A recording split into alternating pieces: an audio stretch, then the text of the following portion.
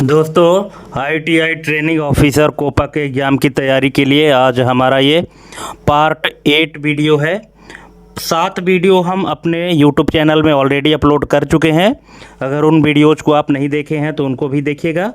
और आज इस वीडियो सीरीज़ के माध्यम से हम आपको बताने वाले हैं, ये जो सिलेबस आप देख रहे हैं स्क्रीन में, इसमें जो 7वें नंबर पर टॉपिक दिया गया है, जैसा कि आप देख रहे हैं, develop web page using HTML and CSS।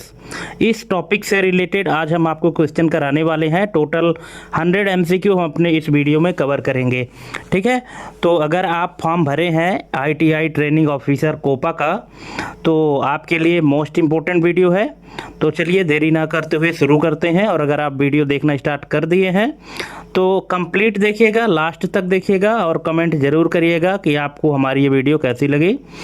और चैनल में अगर पहली बार आए हैं तो चैनल को सब्सक्राइब कर लीजिएगा, क्योंकि कंप्लीट सिलेबस हम आपको यहाँ पे कराने वाले हैं, है ना। तो चलिए देरी ना करते हुए शुरू करते हैं। जैसा कि आप स्क्रीन में पहला क्वेश्चन देख रहे हैं, HTML4 की तुलना में HTML5 का प्रमुख स्ट्रक्चरल परिवर्तन क्या है। दोस्तों अगर आप HTML के बारे में थोड़ा सा भी पढ़े होंगे तो आपको पता होगा। ठीक है, यहाँ पे 4 ऑप्शन दिए गए हैं। फॉन्ट टैग को इंट्रोड्यूस किया गया, दूसरा है सिमेंटिक एलिमेंट्स जैसे सेक्शन जोड़े गए, तीसरा है XML सिंटैक्स अनिवार्य किया गया, और चौथा है फ्रेम सेट को डिफ़ॉल्ट बनाया गया। तो अब यहाँ पे इसका करेक्ट आंसर क्या होना चाहिए, HTML4 की तुलना में HTML5 का जो प्रमुख स्ट्रक्चरल परिवर्तन हुआ है वो क्या हुआ है। अगर आप कोडिंग वगैरह में इंटरेस्ट रखते होंगे तो आपको नॉलेज होगा, और यदि नहीं पता है तो हम तो यहाँ पे आपको हर चीज़ क्लियर करेंगे ही, है ना। इसीलिए दोस्तों धैर्य बना के रखिएगा। हो सकता है वीडियो थोड़ी सी लंबी बने, क्योंकि एक्सप्लेनेशन अगर अच्छे से किया जाए तो थोड़ी सी वीडियो लंबी हो सकती है। ठीक है, तो यहाँ पे इसका करेक्ट आंसर हो जाएगा option number B, semantic elements जैसे सेक्शन जोड़े गए। अब यहाँ हो सकता है कि बहुत सारे यूजर्स को ये ना पता हो कि सिमेंटिक एलिमेंट होते क्या हैं।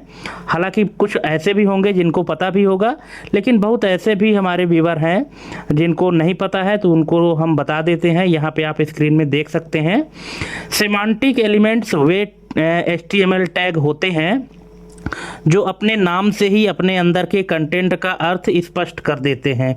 यानी टैग देखकर ही समझ में आ जाता है कि उसके अंदर किस प्रकार का कंटेंट होगा, है ना। मतलब ऐसा टैग जिसे आप देखकर ही समझ जाएं, और उसका नाम भी उसी तरह से रहेगा जिस तरह से उसके अंदर का कंटेंट रहेगा। यहाँ पे हमने एक आपको एग्जांपल दिया है कि बॉडी टैग के अंदर हेडर टैग लगा हुआ है, और हेडर के अंदर H1 टैग है। ठीक है, H1 टैग आपको पता होगा कि ये हेडिंग के लिए सबसे बड़ी साइज देता है H1 टैग।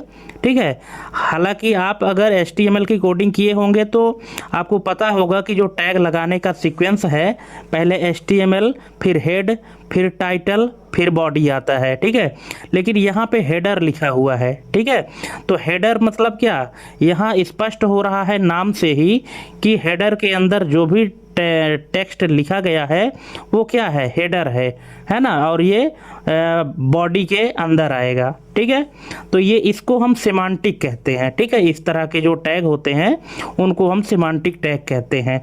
और इसका जो स्ट्रक्चरल परिवर्तन हुआ है HTML5 में हुआ है, HTML4 में नहीं हुआ था। नेक्स्ट क्वेश्चन है, डॉक टाइप HTML का मुख्य उद्देश्य क्या है। ठीक है, अब यहाँ पे जब हम कोडिंग करते हैं वेब पेज डेवलपमेंट के लिए, तो डॉक टाइप HTML लिखते हैं, सबसे पहली लाइन होती है। तो ये हम क्यों लिखते हैं, इसका उद्देश्य क्या है। तो ऑप्शन है, ब्राउज़र को HTML वर्जन बताना, CSS को इनेबल करना, जावास्क्रिप्ट एग्जीक्यूशन शुरू करना, कैरेक्टर इनकोडिंग निर्धारित करना। तो इसका करेक्ट आंसर हो जाएगा ऑप्शन नंबर ए, ब्राउज़र को HTML वर्जन बताना। मतलब जिस ब्राउज़र में आप फिर उस वेब पेज को रन करेंगे तो उस ब्राउज़र को ये पता होना चाहिए कि ये HTML के कौन से वर्जन की कोडिंग की गई है। तो उस वर्जन को डिक्लेयर करने के लिए डॉक टाइप HTML लिखते हैं। नेक्स्ट क्वेश्चन है, यदि डॉक टाइप HTML नहीं लिखा जाए तो ब्राउज़र सामान्यतः किस मोड में रेंडर करता है? Strict mode, XML mode, quirks mode या सिक्योर मोड? तो इसका करेक्ट आंसर हो जाएगा option number C, quirks mode, option number C. अब ये होता क्या है ये देख लीजिए कि क्वेक्स मोड क्या है कि पुराने समय में, हम ये 1990 के दशक की बात कर रहे हैं, कि पुराने समय में ब्राउज़र्स जैसे कि इंटरनेट एक्सप्लोरर 5 या नेटस्केप नेविगेटर, इस तरह के जो ब्राउज़र हुआ करते थे तो HTML और CSS के नियमों का सही पालन नहीं करते थे। उस समय की वेबसाइट्स उन्हीं गलत नियमों या बग्स के हिसाब से बनाई गई थी। ठीक है, तो अगर आप डॉक टाइप HTML नहीं लिखते हैं तो इससे क्या होता है कि जो जब आप उस वेब पेज को रन करते हैं अपने ब्राउज़र में तो उन नियमों का उल्लंघन होता है और उनका जो कंटेंट है तो सही से नहीं दिखता है। ठीक है, कभी कभी आप देखते होंगे कि जब सर्वर डाउन होता है तो उसमें कोई भी वेब पेज का सिर्फ ओरिजिनल कंटेंट दिखता है, उसमें कोई भी डेकोरम नहीं दिखता है, वेबसाइट टूटती हुई दिखाई देती है। ठीक है, तो वो बग्स हो जाते हैं, वो इसी कारण होता है क्योंकि वो पूरा डेटा लोड नहीं हो पाता है। ठीक है, और यदि अब आप कोडिंग करेंगे, आपके जो एडवांस ब्राउज़र आ गए हैं इनमें अगर HTML कोडिंग करते समय डॉक टाइप HTML नहीं लिखा जाएगा तो जो आपका वेब पेज होगा वो उसी को क्विक्स मोड में ओपन करेगा, रेंडर करेगा। ठीक है, नेक्स्ट है, हेड टैग के अंदर निम्न में से कौन सा एलिमेंट अनिवार्य रूप से होना चाहिए? Meta, script, title, link? तो दोस्तों हेड टैग के अंदर जो अनिवार्य रूप से एलिमेंट है वो होना चाहिए टाइटल, ऑप्शन नंबर सी इसका करेक्ट आंसर हो जाएगा। ठीक है, नेक्स्ट है, meta char set equal to UTF-8 का उपयोग किस लिए किया जाता है? तो ये किया जाता है दोस्तों कैरेक्टर इनकोडिंग निर्धारित करने के लिए, ऑप्शन नंबर बी इसका करेक्ट आंसर हो जाएगा। ठीक है, ये जो मेटा कैर सेट होता है UTF-8, तो UTF-8 ये निर्धारित किया जाता है कि कैरेक्टर की इनकोडिंग करने के लिए। ठीक है, इनकोडिंग और डिकोडिंग होती है ना, तो उसको निर्धारित करने के लिए इस टैग का यूज किया जाता है जो मेटा कैर सेट होता है। नेक्स्ट है, meta name viewport content equal to width equal to device dash width initial dash scale equal to 1.0। ये कोडिंग है, तो इसका प्रभाव क्या है? पेज ऑटो रिफ्रेश करता है, डेस्कटॉप रेंडरिंग को डिसेबल करता है, रिस्पॉन्सिव स्केलिंग नियंत्रित करता है या फॉन्ट साइज फिक्स करता है? तो ये करता है दोस्तों रिस्पॉन्सिव स्केलिंग नियंत्रित करता है। अब देखिए रिस्पॉन्सिव स्केलिंग होता क्या है ये समझ लीजिए आप। रिस्पॉन्सिव का मतलब है कि आपका वेब पेज या आपकी वेबसाइट जिस डिवाइस में ओपन हो उसके हिसाब से अपने आप को एडजस्ट कर ले, इसी को रिस्पॉन्सिव स्केलिंग कहा जाता है। ठीक है, तो ये जो कोड लिखा गया है ना, कि मेटा नेम क्या है? व्यू पोर्ट, मतलब जिस भी पोर्ट में आपकी वेबसाइट दिखे उसका कंटेंट जो है और उसका कंटेंट के जो विड्थ है और जो डिवाइस की विड्थ है उसी के हिसाब से इनिशियल हो जाए। ठीक है, तो ये रिस्पॉन्सिव स्केलिंग को कंट्रोल करता है ये कोड, ऑप्शन नंबर सी इसका करेक्ट आंसर हो जाएगा। आई थिंक आपको क्लियर हो गया होगा, और अगर किसी भी क्वेश्चन में कोई डाउट है, कुछ समझ में नहीं आ रहा है तो आप कमेंट करके पूछ सकते हैं।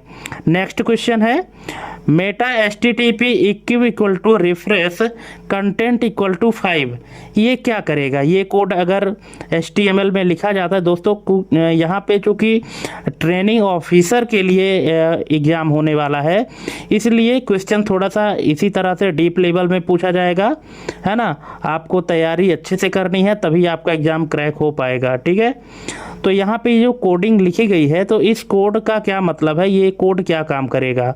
ऑप्शन है 5 सेकंड में कैश क्लियर करेगा, 5 सेकंड बाद पेज रीलोड करेगा, 5 बार स्क्रॉल करेगा या 5 पिक्सल जूम करेगा।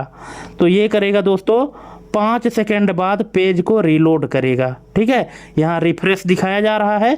एक्चुअली जब हम रिफ्रेश करते हैं तो होता क्या है, रिफ्रेश करने पर पेज हमारा रीलोड ही तो होता है।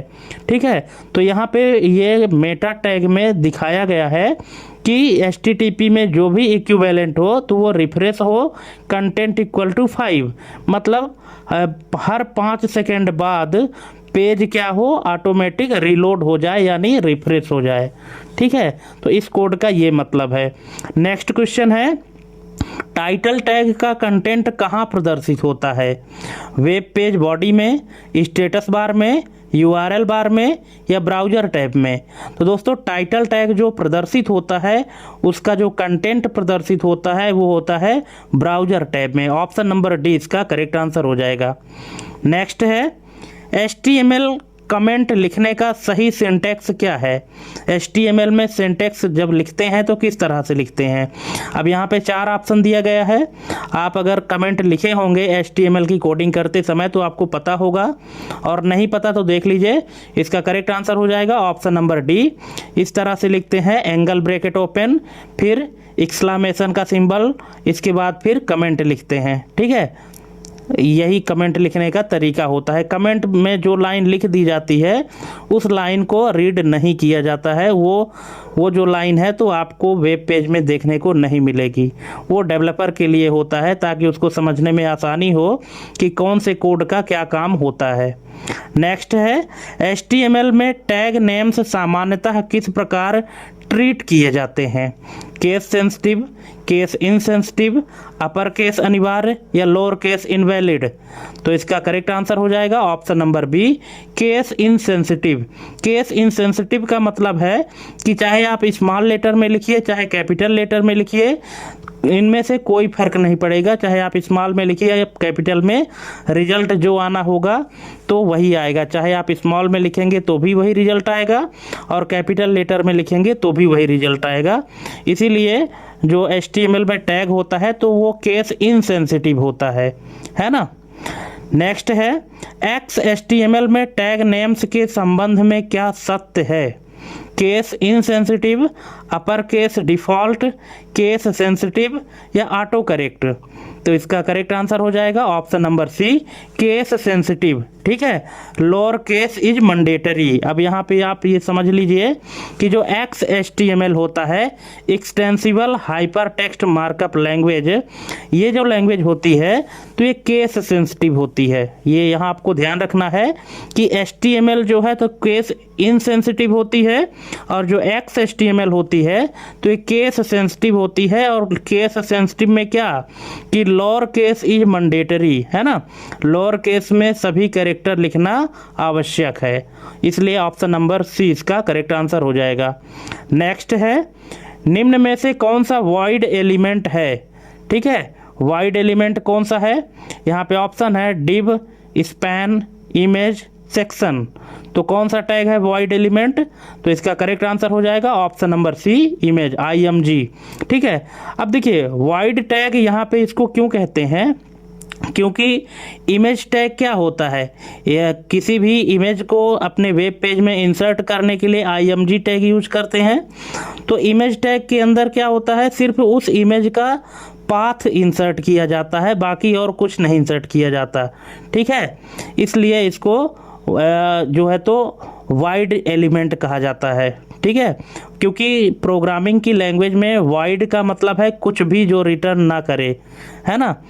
जैसे कि हम जब प्रोग्रामिंग इन सी में प्रोग्रामिंग करते हैं तो अगर हम इंट मेन लिखते हैं तो रिटर्न 0 करना पड़ता है, और अगर हम वाइड मेन लिखते हैं तो फिर रिटर्न कराने की ज़रूरत नहीं होती है। इसी प्रकार से यहाँ पे है ये वाइड एलिमेंट। ठीक है, कि वाइड एलिमेंट क्या होता है, इमेज टैग होता है। नेक्स्ट है, यहाँ पे आप देख भी सकते हैं, इसको अच्छे से थोड़ा सा एक्सप्लेन भी किया गया है कि वाइड एलिमेंट, जिसे एम्प्टी एलिमेंट भी कहा जाता है, वह टैग जिसके अंदर कोई कंटेंट नहीं होता और ना ही कोई दूसरा टैग इसके अंदर डाला जा सकता है। इसकी सबसे बड़ी पहचान यह है कि इसका क्लोजिंग टैग नहीं है। ठीक है, इसका क्लोजिंग टैग नहीं होता है। जैसे ये अगर आप इस तरह से क्लोजिंग टैग लिखते हैं तो ये गलत होगा, ठीक है। जो वाइड एलिमेंट वाले टैग होते हैं तो इनका कोई क्लोजिंग टैग नहीं होता। यहाँ पे हमने एक एग्जांपल भी दिया है इमेज src करके, img src इक्वल टू और डबल कोटेशन के अंदर यहाँ पे क्या हुआ है, फोटो का पूरा पाथ दिया गया है, ठीक है। यहाँ इमेज के अंदर कुछ लिखने की जगह नहीं होती है, इसलिए इसे बंद करने की आवश्यकता नहीं पड़ती, ठीक है। तो ये आपको ध्यान रखना है कि जो वाइड एलिमेंट वाले टैग होते हैं तो उनको क्लोज करने की आवश्यकता नहीं होती है। नेक्स्ट है वाइड एलिमेंट की विशेषता क्या है। तो इसकी विशेषता है, अभी हमने बताया यहाँ पे कंटेंट नहीं रखता, ऑप्शन नंबर सी, ठीक है। ये जो वाइड एलिमेंट की विशेषता है कि ये कोई कंटेंट नहीं रखता है। नेक्स्ट है रेंडरिंग ऑर्डर में ब्राउज़र पहले किसे प्रोसेस करता है, बॉडी, हेड, फुटर या NAV। तो इसका करेक्ट आंसर है हेड, ऑप्शन नंबर बी इसका करेक्ट आंसर हो जाएगा। क्योंकि जब हम HTML की कोडिंग करते हैं तो किस तरह से पहले HTML लिखते हैं, HTML टैग, HTML के बाद हेड, हेड के अंदर टाइटल, और टाइटल को क्लोज करते हैं, और टाइटल के बाद हेड को क्लोज करते हैं, इसके बाद फिर बॉडी स्टार्ट होता है, ठीक है। तो अगर रेंडरिंग ऑर्डर में हम बात करें तो ब्राउज़र सबसे पहले किस टैग को प्रोसेस करेगा, हेड को करेगा, एक सीक्वेंस में करेगा टॉप टू बॉटम, ठीक है। यहाँ पे आप देख भी सकते हैं, हमने यहाँ पे एक्सप्लेन भी किया है कि ब्राउज़र द्वारा वेब पेज को दिखाने की प्रक्रिया जो है तो वो रेंडरिंग कहा जाता है उसको, ठीक है। जो ब्राउज़र द्वारा वेब पेज को दिखाने की प्रोसेस है उसी को रेंडरिंग कहा जाता है। तो ब्राउज़र HTML डॉक्यूमेंट को एक किताब की तरह पढ़ता है, यानी ऊपर से नीचे, है ना, लाइन बाय लाइन। एक स्टैंडर्ड HTML स्ट्रक्चर इस प्रकार होता है कि पहले ऊपर डॉक टाइप HTML, फिर HTML, फिर हेड, है ना।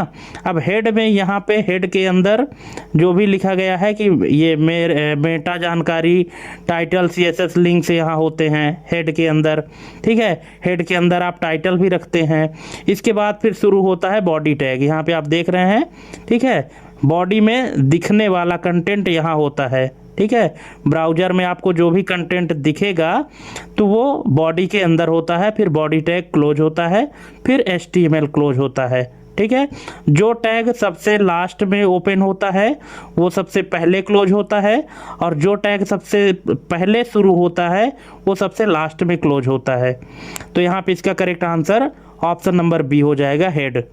नेक्स्ट है बी और स्ट्रॉन्ग में मुख्य अंतर क्या है। यहाँ पे दो टैग दिए गए हैं, बी टैग और स्ट्रॉन्ग टैग।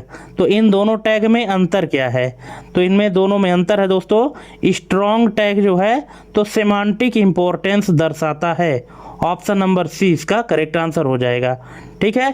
नेक्स्ट है कि आई टैग और EM टैग में अंतर क्या है। तो इसमें जो मुख्य अंतर है वो है option number C, EM tag emphasis दर्शाता है, ऑप्शन नंबर सी इसका करेक्ट आंसर हो जाएगा। नेक्स्ट है कि मार्क टैग, ये जो मार्क टैग है इसका डिफ़ॉल्ट डिस्प्ले टाइप क्या है, इनलाइन ब्लॉक, इनलाइन ब्लॉक या नन। तो इसका जो डिफ़ॉल्ट डिस्प्ले टाइप है वो है इनलाइन, ऑप्शन नंबर ए इसका करेक्ट आंसर हो जाएगा। नेक्स्ट क्वेश्चन है डेल टैग का सेमांटिक अर्थ क्या है, highlight text, inserted text, deleted text या स्मॉल टेक्स्ट। तो इसका करेक्ट आंसर है deleted text, option number C.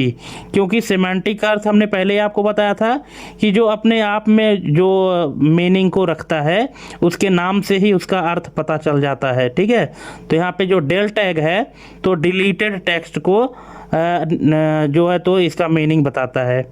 Next है सब और सुप, ठीक है। ऑप्शन नंबर यहाँ पे सब टैग और सुप टैग सामान्यतः किस प्रकार रेंडर होते हैं, ब्लॉक, इनलाइन, फ्लेक्स या ग्रिड। तो ये होते हैं इनलाइन, ऑप्शन नंबर बी इसका करेक्ट आंसर हो जाएगा। दोस्तों ये जो सब और सुप टैग है तो सब टैग यानी सब स्क्रिप्ट और सुप यानी सुपर स्क्रिप्ट। ठीक है, सब स्क्रिप्ट और सुपर स्क्रिप्ट आपको पता होगा। जो सब स्क्रिप्ट होता है तो जैसे कोई फार्मूला लिखना होता है, जैसे CO2, तो 2 जहाँ लिखा है उसको सब स्क्रिप्ट कहेंगे। और जो ऊपर लिखा होता है स्क्वायर या पावर के फॉर्मेट में, जैसे x स्क्वायर वाई स्क्वायर, तो ये सुपर स्क्रिप्ट कहलाता है। ठीक है, तो सब और सुपर जो सामान्यतः जो किस प्रकार के रेंडर होते हैं, तो ये इनलाइन होते हैं। ऑप्शन नंबर बी इसका करेक्ट आंसर हो जाएगा। नेक्स्ट है प्री और कोड, है ना। प्री टैग और कोड टैग में मुख्य अंतर क्या है? तो इसमें मुख्य अंतर है pre tag white space preserve करता है। Option number B, white space यानी खाली स्थान को प्रिजर्व करता है। ऑप्शन नंबर बी इसका करेक्ट आंसर हो जाएगा। और जबकि कोड टैग क्या करता है कि जिसके अंदर कोड रहता है वो कुछ ना कुछ एलिमेंट या कंटेंट रखता है।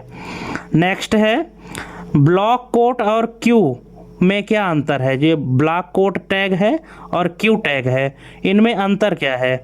तो ऑप्शन है यहाँ पे दोनों इनलाइन है, और दूसरा है ब्लॉक कोट इनलाइन कोट है, क्यू ब्लॉक लेवल कोट है, और डी है कि block quote block level quote है। तो इसका करेक्ट आंसर है option number D, block quote block level quote है। ऑप्शन नंबर डी इसका करेक्ट आंसर हो जाएगा।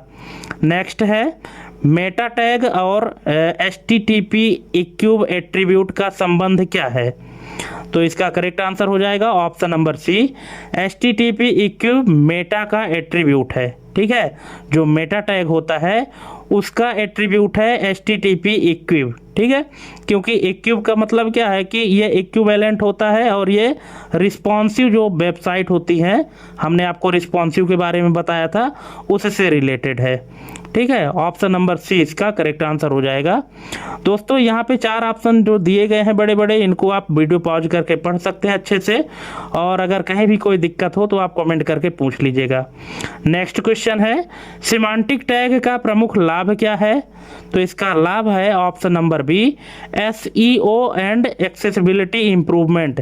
जो SEO है, ठीक है, search engine optimisation and accessibility improvement, तो ये इसका बड़ा लाभ होता है कि जब आप वेबसाइट क्रिएट करते हैं तो वो वेबसाइट आपके सर्च इंजन ऑप्टिमाइजेशन में किस तरह से ट्रैफिक को पार करते हुए टॉप लेवल पर आएगी, ये सिमांटिक टैग इसका महत्वपूर्ण हिस्सा होता है। ठीक है, क्योंकि सिमांटिक टैग में होता क्या है कि जो भी कंटेंट होता है तो पहले से ही नाम से ही उससे पता चल जाता है कि इसके अंदर कौन सा एलिमेंट होने वाला है। ठीक है, तो इससे एक्सेसिबिलिटी में इम्प्रूवमेंट होती है और उसका SEO भी अच्छा होता है। नेक्स्ट है डिव टैग किस प्रकार का एलिमेंट है? Semantic, inline semantic, non semantic या वॉइड? दोस्तों डिव टैग जो है तो ये है नॉन सिमांटिक। ठीक है, क्योंकि डिव टैग क्या करता है, किसी न किसी CSS क्लास को जो है तो अपने यहाँ जो HTML की कोडिंग पार्ट है उसमें इनहेरिट करता है, CSS में जो भी क्लास बनाया गया है। तो ठीक है, तो उसी को इनहेरिट करता है, इसलिए ये नॉन सिमेंटिक है। इसको हम सिमेंटिक नहीं कह सकते क्योंकि ये सिमेंटिक के डेफिनेशन को फॉलो नहीं करता है। नेक्स्ट है स्पैन का डिफ़ॉल्ट डिस्प्ले टाइप क्या है? ब्लॉक, इनलाइन, फ्लेक्स या ग्रिड? जो स्पैन टैग है, जैसे रो स्पैन, कॉल स्पैन होता है ना, तो यहाँ पे स्पैन टैग का डिफ़ॉल्ट डिस्प्ले क्या होता है? तो ये है इनलाइन। ऑप्शन नंबर बी इसका करेक्ट आंसर हो जाएगा। नेक्स्ट है यदि किसी HTML डॉक्यूमेंट में टाइटल टैग 2 बार लिखा जाए तो सामान्यतः ब्राउज़र क्या करेगा? तो यहाँ पे 4 ऑप्शन लिखे गए हैं, आप वीडियो पॉज करके पढ़ सकते हैं। और मैं यहाँ पे आपको करेक्ट आंसर बता देता हूँ कि अगर किसी HTML डॉक्यूमेंट में टाइटल टैग 2 बार लिखा जाए तो सामान्यतः ब्राउज़र क्या करेगा? तो इसका करेक्ट आंसर हो जाएगा अंतिम टाइटल को प्राथमिकता देगा। ठीक है, जैसे आपने 2 बार टाइटल टैग लिख दिया तो लास्ट में आपने जो टाइटल टैग लिखा है तो ब्राउज़र उसी को प्रायोरिटी देगा और उसी को डिस्प्ले करेगा। ऑप्शन नंबर सी इसका करेक्ट आंसर हो जाएगा। नेक्स्ट है अब यहाँ पे एक कोड दिया गया है कि मेटा कैरसेट UTF-8 को हेड में सबसे ऊपर रखने का मुख्य कारण क्या है? तो इसका सबसे मुख्य कारण है कैरेक्टर डिकोडिंग एरर्स से बचने के लिए। ऑप्शन नंबर बी इसका करेक्ट आंसर हो जाएगा। जो कैरेक्टर डिकोडिंग एरर्स है उससे बचने के लिए ये इसको जो है तो हेड टैग से ऊपर रखा जाता है। ठीक है, नेक्स्ट है, यदि मेटा कैरसेट स्पेसिफाई ना किया जाए तो ब्राउज़र सामान्यतः क्या करेगा? तो ये करेगा डिफ़ॉल्ट इनकोडिंग अनुमानित करेगा। Option number A. नेक्स्ट है, मेटा HTTP इक्यू equal to refresh content equal to 5 URL equal to test.html का प्रभाव क्या होगा? तो इसका प्रभाव क्या होगा? इसका प्रभाव होगा कि ऑप्शन नंबर बी 5 सेकेंड बाद test.html पर रीडायरेक्ट करेगा। ठीक है, हर 5 सेकेंड बाद test.html वाले वेब पेज में रीडायरेक्ट करेगा। नेक्स्ट है, HTML5 में फॉन्ट टैग की स्थिति क्या है? मैंडेटरी, रिकमेंडेड, डिप्रिकेटेड या सिमेंटिक? तो इसकी स्थिति है डिप्रिकेटेड यानी not recommended. Option number C इसका करेक्ट आंसर हो जाएगा। नेक्स्ट है, यदि HTML टैग अपर केस में लिखा जाए जैसे बॉडी तो HTML5 पार्सिंग में क्या होगा? तो इसका करेक्ट आंसर है ब्राउज़र इसे वैलिड मानेगा, केस इनसेंसिटिव, क्योंकि हमने पहले ही आपको बताया था कि जो HTML टैग होता है उसको चाहे आप कैपिटल में लिखो, स्मॉल में लिखो, कोई फ़र्क नहीं पड़ता है, ब्राउज़र जो है तो इसको वैलिड मान लेगा, क्योंकि HTML जो है तो केस इनसेंसिटिव होता है। नेक्स्ट है, XHTML में BR टैग को सही प्रकार से कैसे लिखना आवश्यक है? तो इसका करेक्ट आंसर है ऑप्शन नंबर बी BR, इसके बाद फिर ये स्लैश का चिन्ह लगाता है। ठीक है, XHTML में BR टैग क्या करता है? ब्रेक करता है लाइन को। नेक्स्ट है, निम्न में से कौन सा एलिमेंट वॉइड एलिमेंट नहीं है? HR, input, link, script? तो इसका करेक्ट आंसर है स्क्रिप्ट। ऑप्शन नंबर डी इसका करेक्ट आंसर हो जाएगा। ये वॉइड एलिमेंट नहीं है। ठीक है, क्योंकि स्क्रिप्ट के अंदर कई सारे एलिमेंट्स को हाइपरलिंक के रूप में दिया जा सकता है, इसके अंदर डेटा दिया जा सकता है, इसलिए ये वॉइड एलिमेंट नहीं है। नेक्स्ट है, स्क्रिप्ट टैग यदि हेड के बिना असिंक डिफर में रखा जाए तो क्या प्रभाव पड़ेगा? तो इसका करेक्ट आंसर हो जाएगा रेंडरिंग क्लॉक हो सकता है, सॉरी रेंडरिंग ब्लॉक हो सकता है, यानी डिले हो सकता है। Option number A. नेक्स्ट है, बी टैग और स्ट्रॉन्ग टैग दोनों विजुअली बोल्ड दिख सकते हैं, पर सिमेंटिक रूप से किसे इम्पोर्टेंस माना जाता है? तो ये माना जाता है स्ट्रॉन्ग को। Option number B. नेक्स्ट है, स्क्रीन रीडर के दृष्टिकोण से EM टैग का व्यवहार क्या होता है? तो ये होता है एम्फेसिस, तनाव, एम्फेसिस के साथ पढ़ता है। Option number B. नेक्स्ट है, यू टैग HTML5 में किस कैटेगरी में आता है? तो ये आता है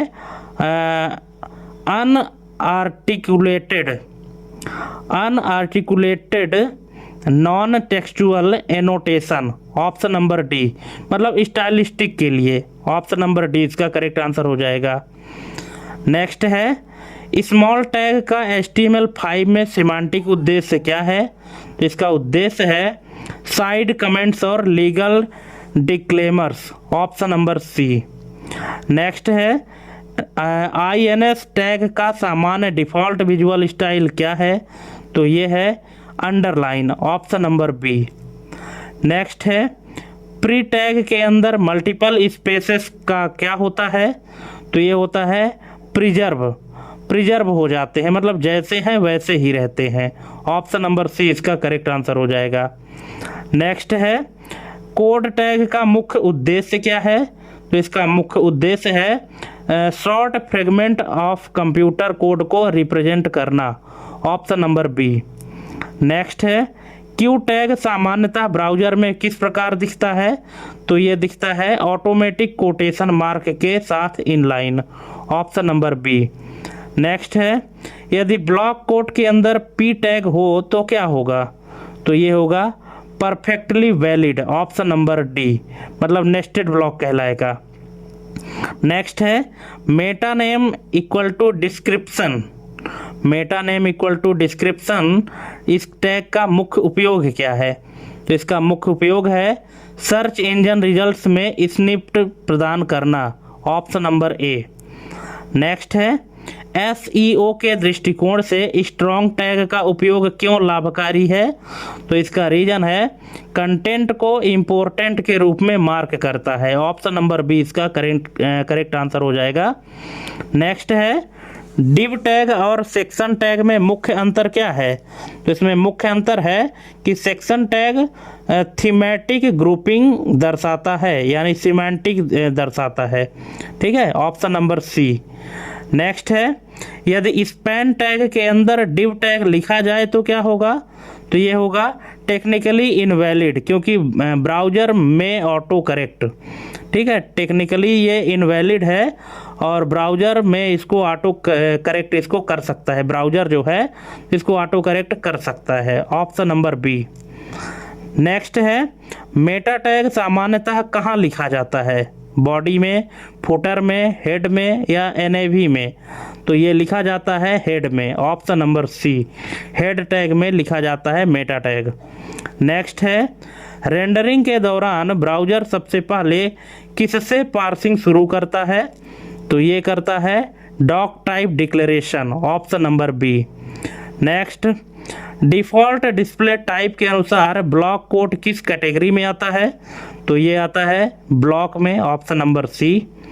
नेक्स्ट है अब निम्न कथनों पर विचार करना है।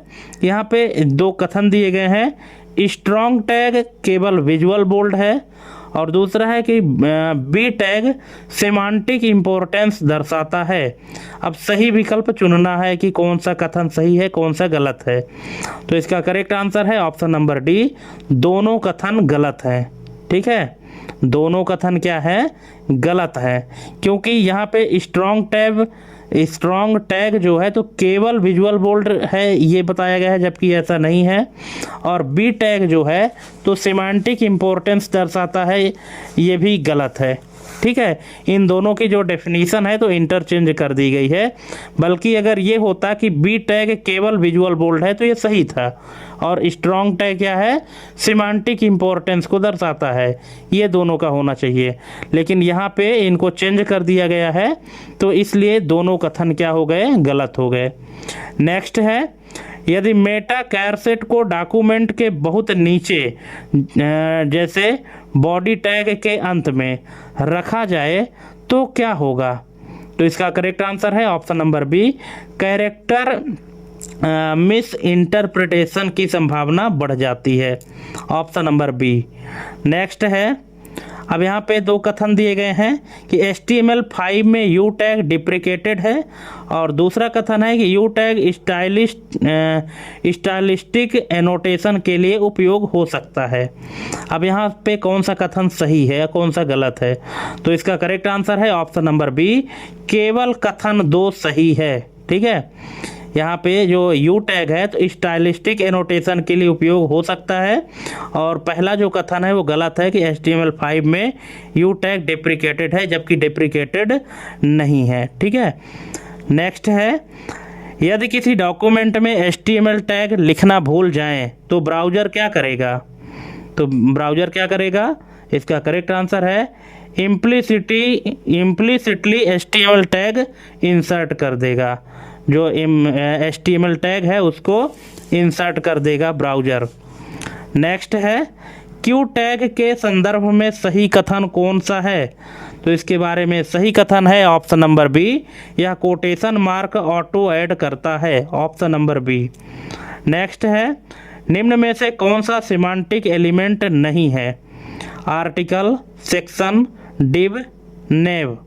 तो इसका करेक्ट आंसर है डिव, ऑप्शन नंबर सी इसका करेक्ट आंसर हो जाएगा। नेक्स्ट है प्री टैग और CSS वाइट स्पेस प्री में क्या समानता है?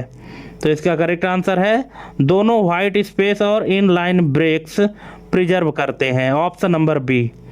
नेक्स्ट है, यदि टाइटल टैग बॉडी टैग के अंदर लिखा जाए तो HTML स्टैंडर्ड्स के अनुसार क्या होगा?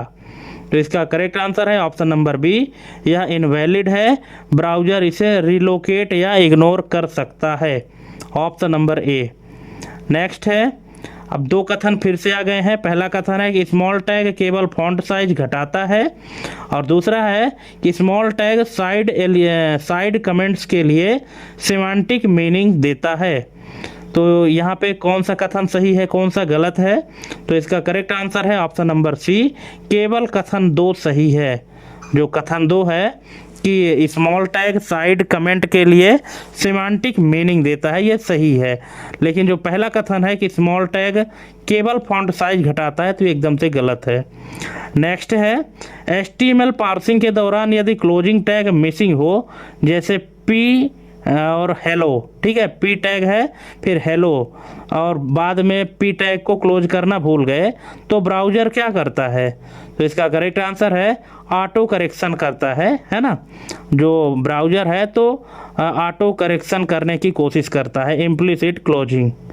नेक्स्ट है, meta HTTP equiv equal to x minus U A minus compatible और फिर content equal to IE equal to edge का उद्देश्य क्या है?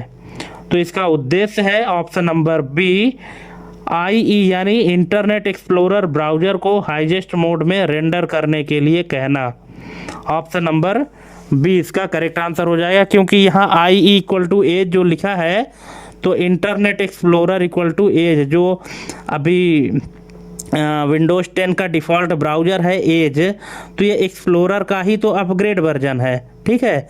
तो इस कोड का मतलब ये है कि जो भी वेब पेज है तो इसको इंटरनेट एक्सप्लोरर से भी अपग्रेड करना है और इसको हाईजेस्ट मोड पर रेंडर करना है, ये कोड ये कह रहा है, compatible.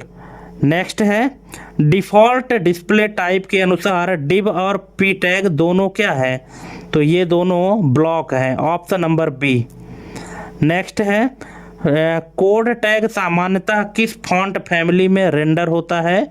Serif, San serif, monospace या कर्सिव? तो ये होता है मोनोस्पेस में, ऑप्शन नंबर सी। नेक्स्ट है, यदि EM टैग के अंदर स्ट्रॉन्ग नेस्टेड हो तो सिमेंटिक रूप से क्या अर्थ होगा? तो इसका अर्थ होगा स्ट्रॉन्ग इम्पोर्टेंस के साथ emphasis, option number B. Next है, HTML5 आउटलाइन एल्गोरिथम के अनुसार थीमेटिक स्ट्रक्चर किससे बनता है? तो ये बनता है सेक्शनिंग एलिमेंट्स, जैसे सेक्शन, आर्टिकल, इससे थीमेटिक स्ट्रक्चर बनता है। नेक्स्ट है, meta name equal to robots content equal to no index का प्रभाव क्या है? तो इसका प्रभाव है कि सर्च इंजन्स को पेज इंडेक्स ना करने का निर्देश, ठीक है, जो सर्च इंजन है उसको पेज इंडेक्स ना करने का निर्देश देता है, ये जो कोड लिखा गया है। नेक्स्ट है, XHTML डॉक्यूमेंट में यदि क्लोजिंग टैग ओमिट दिया जाए, है ना, यानी छोड़ दिया जाए, तो क्या होगा? तो इसका करेक्ट आंसर है वैलिडेशन एरर, यानी वेल फॉर्मेडनेस एरर आएगा, ऑप्शन नंबर बी।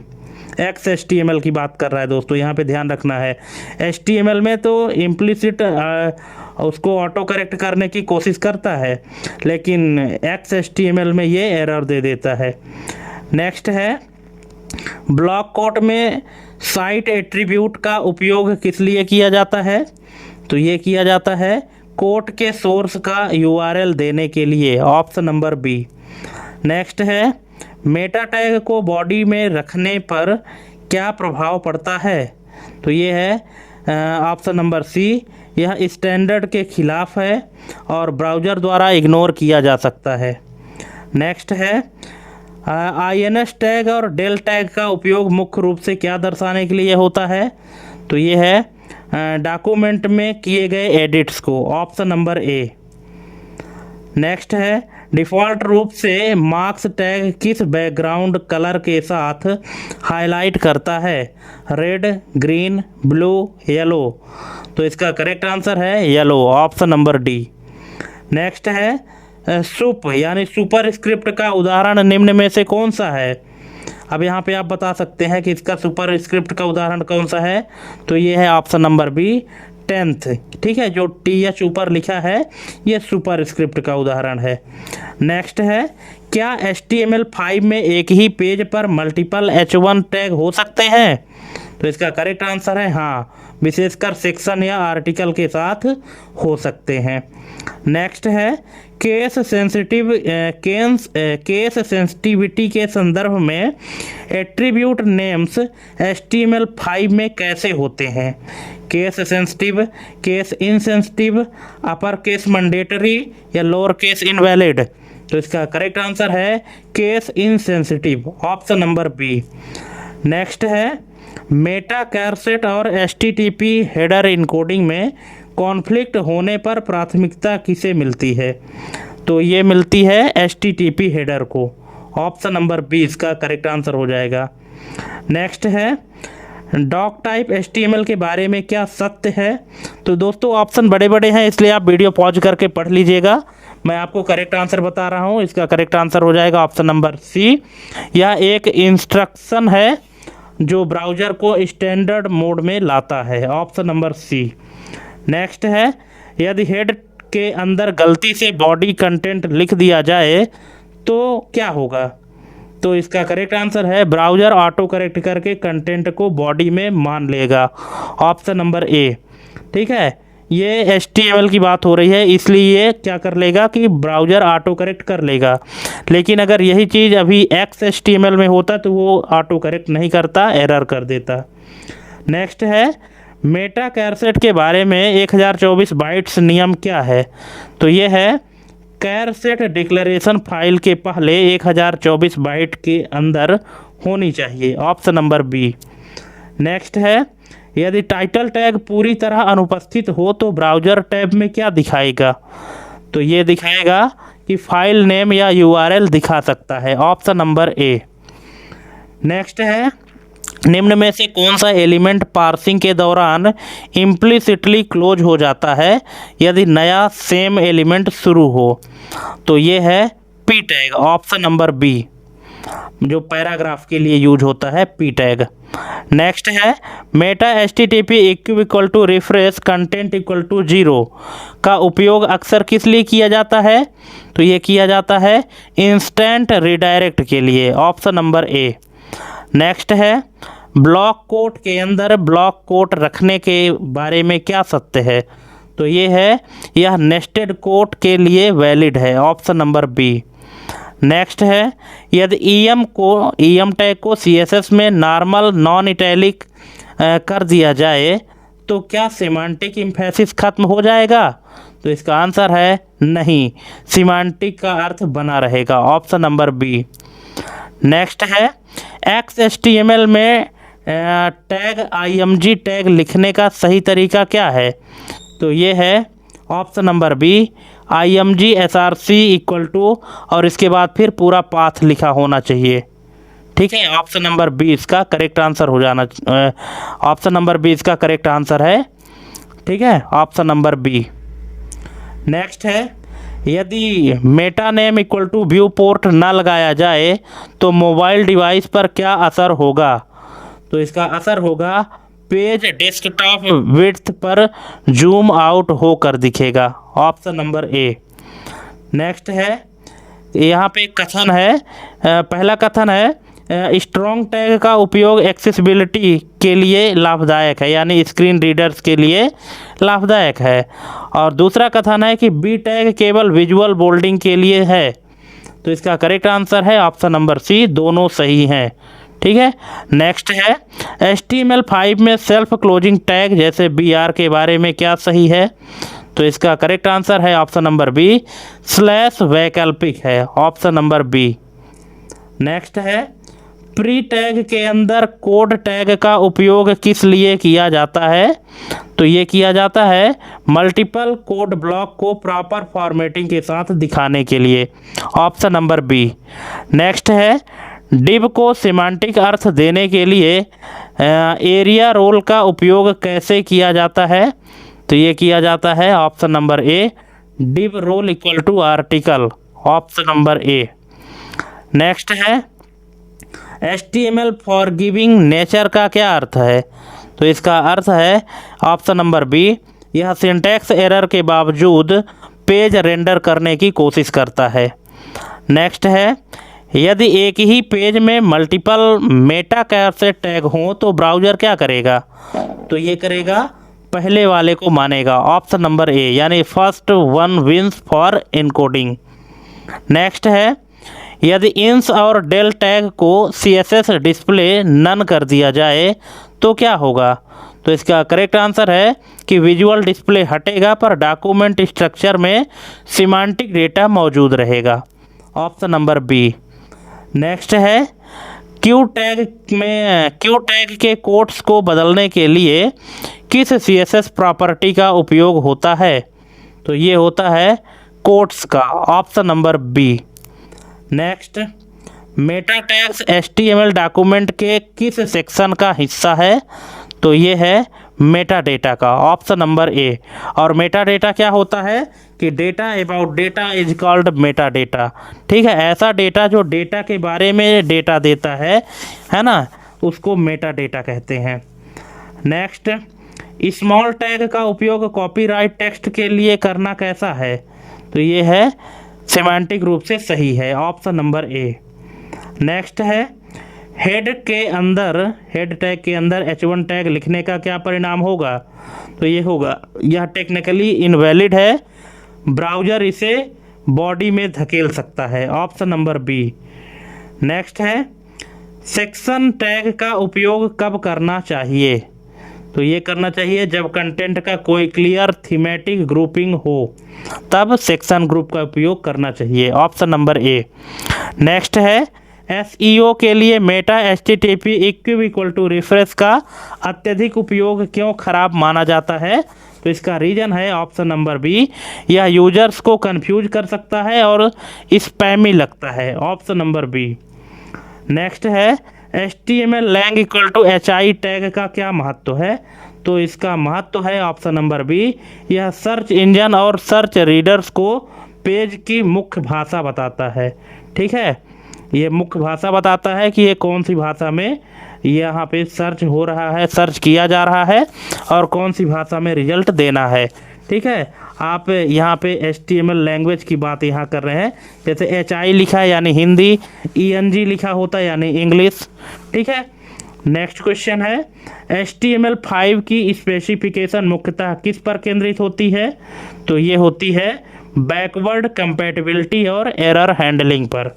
ठीक है, ऑप्शन नंबर बी इसका करेक्ट आंसर हो जाएगा। तो दोस्तों इस तरह से यहाँ पे 100 MCQ कंप्लीट होते हैं।